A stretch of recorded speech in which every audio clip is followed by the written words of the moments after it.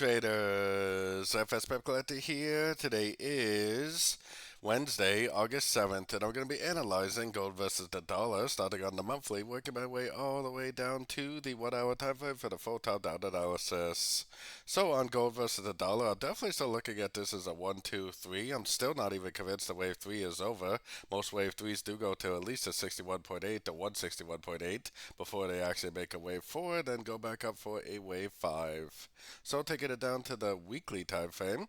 On the weekly time frame, definitely been going down pretty strong, but I'm really still not convinced that this is over because I have Fibonacci extension levels that I'm still not getting hit, which I still think there's a very good chance that this will go up again to finish off what I think is still a wave 3, probably a wave 5 of wave 3.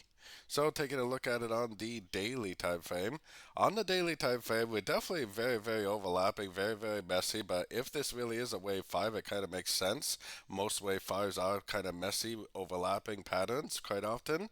I personally think there's still a very good chance that at some point, maybe today, maybe tomorrow, it's going to make its way up to at least the 50%, $2,500 area, or possibly even to the next level, which is closer to the 2550 area to finish off this wave 3 of wave 5 or wave 5 of wave 3. So taking it down to the 4 hour time frame, we still don't really have a breaker structure to the downside, so I'm definitely still primarily looking for longs in an uptrend. This move down is very messy, but it looks like it is making a higher high, higher low, so the fact that it's making a higher low tells me there is probably a pretty good chance it is going to go up. I'm definitely still looking for longs. I still think there's a very good chance the higher time frames are going to keep on pushing up, so I'm definitely still taking all pullback entries that I see. So going right down to the 1 hour time frame.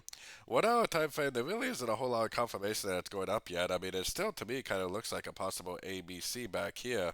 And maybe this right here is actually a trend, like this is possibly a 1 already, and this is possibly already a 2. And maybe today it's just going to start going up, making those higher highs, higher lows in a wave 3. Now, on the other hand, if it does break this blue box to the downside, which is my higher time frame structure level, then I definitely will stop looking for longs and start looking for shorts again. But as of right now, the trend is definitely still up on the daily time frame and up, telling me that I should still primarily be looking for longs in an uptrend. So until I actually get that breaker structure to the downside, I'm definitely still looking for longs. Don't get me wrong, there definitely has been some nice shorts this week, but the trend is still up on the higher time frames, and I'm a swing trader, so I'm definitely still trading with the trend and looking for longs every chance I get.